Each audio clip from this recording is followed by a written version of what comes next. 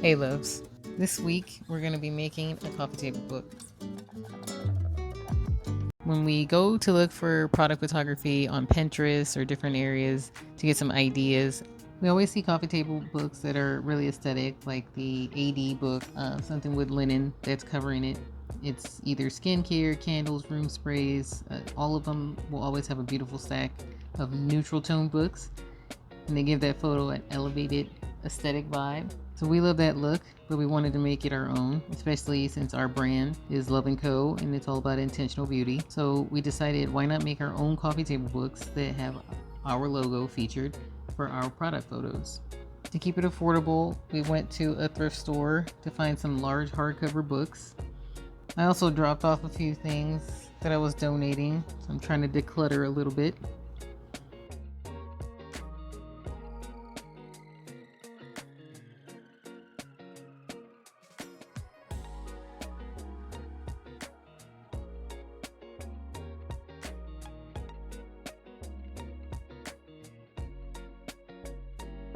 And we found these super cool He-Man Funko Pops. We didn't buy them, but they were so random and fun, we had to show you.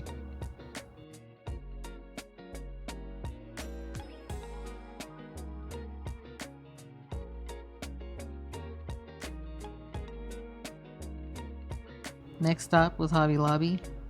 We picked up some neutral linen fabric, spray adhesive, some permanent vinyl for ironing on, and some scissors.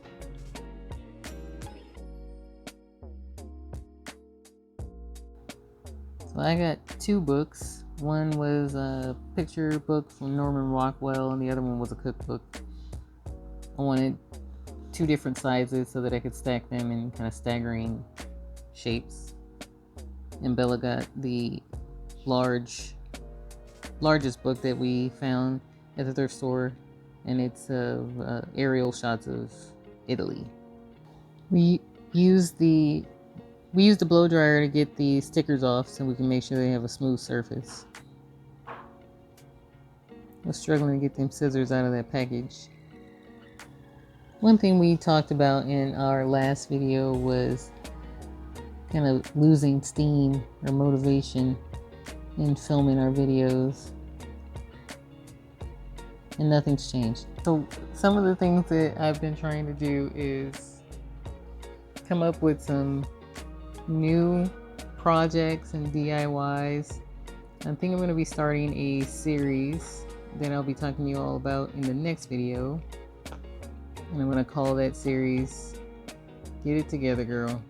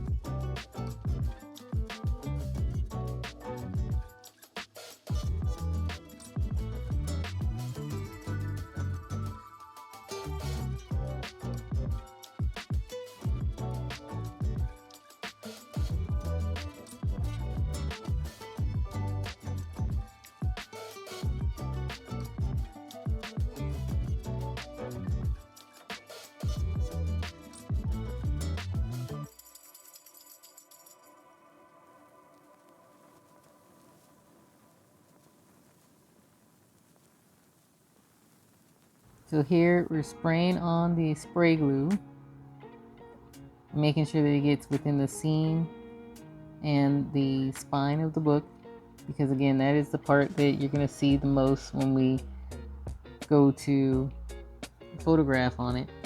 We're going to have things on top of the book, so you'll see that side of the book the most. So we wanted to make sure that that is as crisp as possible. So we're using a bone folding tool to make sure that we can get the fabric tucked into that crease and smoothed across the front edge. And then we just go in with more spray glue across the top of the book, because we don't ever plan on removing this fabric, so don't do this on a book that you someday want to uncover, because I don't think it's going to come off.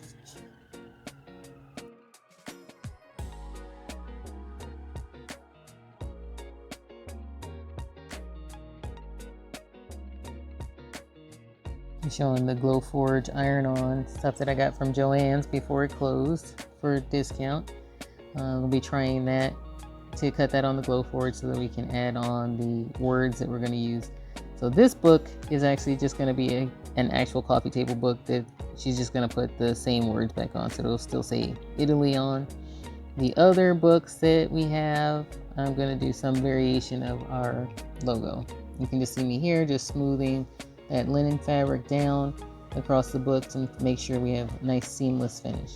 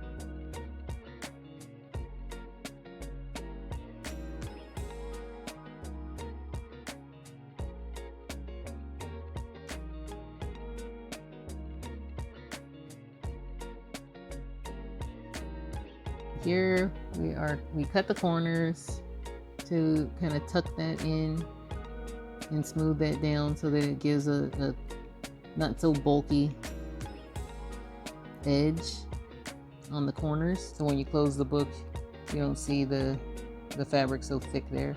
And then we just use some varying clamps that we found around the house to hold it down.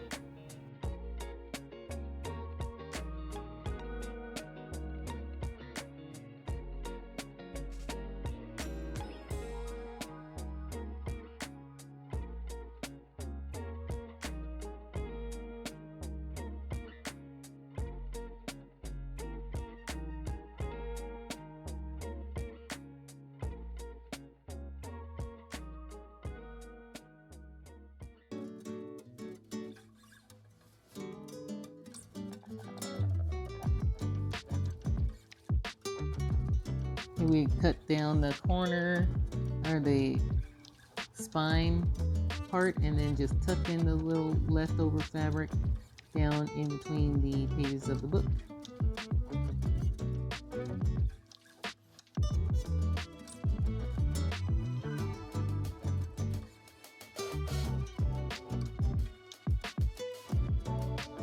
And there's the finished result. I got these pillowcases on sale. They were $2.50. So I decided to try and cover the smaller book with the pillowcase. The other ones were too big. I would have to do a seam ripper to get them opened up. I just cut off the zipper section and two of the edges so that I could tuck them around the book.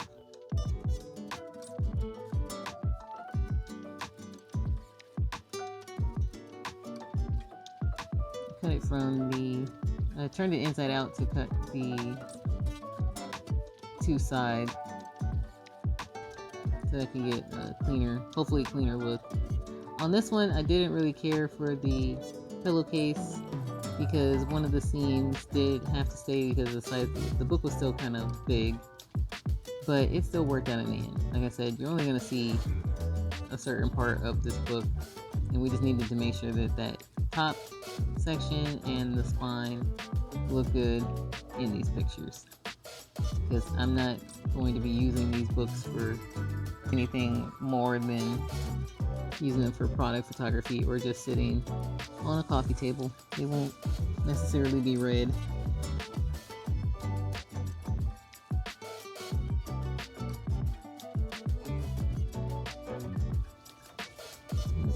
Again, we just make sure we smooth out the fabric, and you see it's as soon as it hits the glue, the seams or like the folds in the fabric come right out. And then you just do the same thing on the opposite side. Spray glue and smooth it down. And this little bone fold tool was very helpful in making sure that we got nice clean lines.